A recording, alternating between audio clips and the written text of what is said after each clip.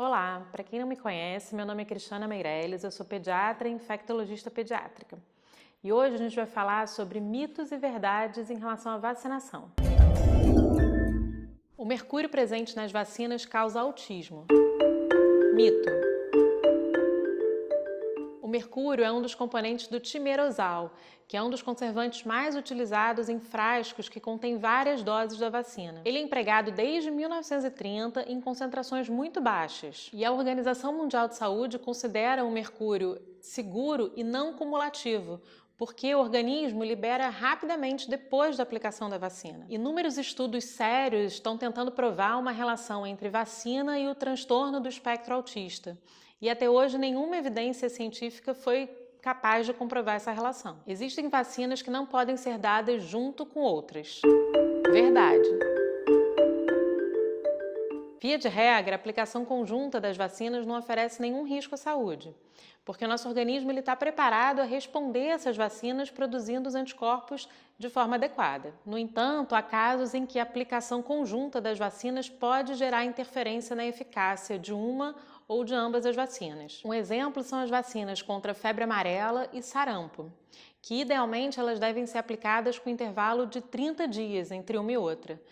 Agora, se o risco for muito grande, se a pessoa vai viajar para uma área onde está tendo surto das duas doenças, o ideal é que ela consulte o seu médico para avaliar risco-benefício, porque na maioria das vezes é melhor ter alguma proteção do que proteção nenhuma. Vacinas causam desmaios. Mito. As síncopes ou desmaios, elas são associadas muito mais ao medo de sentir dor, ao medo da agulha, à ansiedade da pessoa do que propriamente aos componentes da vacina. Ainda não se sabe com que frequência esses desmaios ocorrem, mas os dados eles mostram que é muito mais comum entre os adolescentes. Uma pessoa pode contrair uma doença mesmo tendo sido vacinada contra ela. Verdade.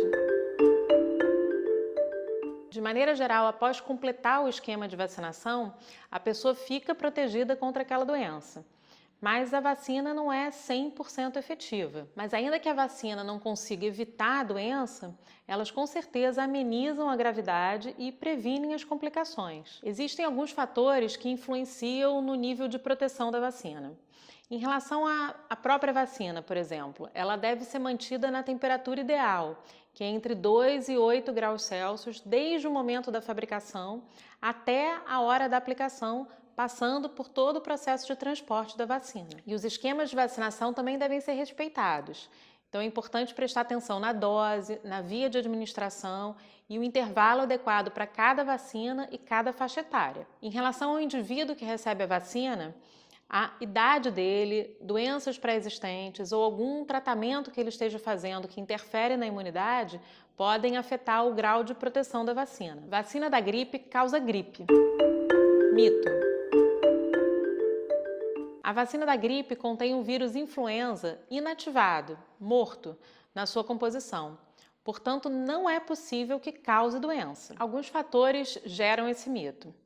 Um deles é que pode haver, assim como em outras vacinas, eventos adversos depois da aplicação, como febre baixa, dor de cabeça e reações locais, como vermelhidão, inchaço e dor no local da aplicação. E uma outra coisa importante da gente lembrar, a função da vacina é a prevenção, prevenir a doença.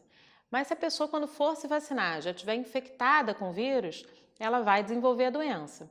Por isso que é muito importante se vacinar antes do início da temporada da gripe. Além disso, a vacina da gripe ela é administrada no período de outono e inverno, que é uma época de muita circulação de vários outros vírus respiratórios que causam o resfriado, que é uma doença parecida com a gripe, só que com sintomas mais brandos e com menor risco de gravidade. Nem toda vacina gera proteção para sempre.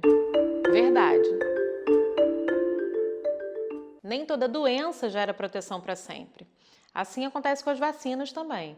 Algumas sim geram proteção para a vida toda, como vacina contra hepatite A, sarampo, cachumba e hepatite B, por exemplo. Algumas outras vacinas, como difteria, tétano e coqueluche, precisam de doses de reforço periódicas ao longo da vida para que os anticorpos, que são os agentes de defesa, continuem sempre em níveis adequados de proteção. Gestantes não devem receber vacinas. Mito. Algumas vacinas, como gripe, hepatite B e difteria, tétano e coqueluche, elas são especialmente indicadas para gestantes, tanto para proteção da mulher quanto para proteção do feto e do bebê depois do nascimento. A aplicação de outras vacinas inativadas deve ser avaliada pelo médico, dependendo de circunstâncias de cada caso. Então, os riscos individuais da pessoa, o local de moradia e se está ou não havendo epidemia, surto de determinada doença. Já as vacinas atenuadas, contra a febre amarela, tríplice viral, varicela, herpes zoster, estão em geral contraindicadas. E é super importante lembrar que cada gestante precisa fazer o seu pré-natal e é o obstetra quem vai avaliar ou não determinada vacina para ela. Então, pessoal, hoje foi nosso vídeo sobre mitos e verdades sobre vacinação. Se você gostou, deixe seu like, escreva um comentário, se inscreva no canal e até a próxima!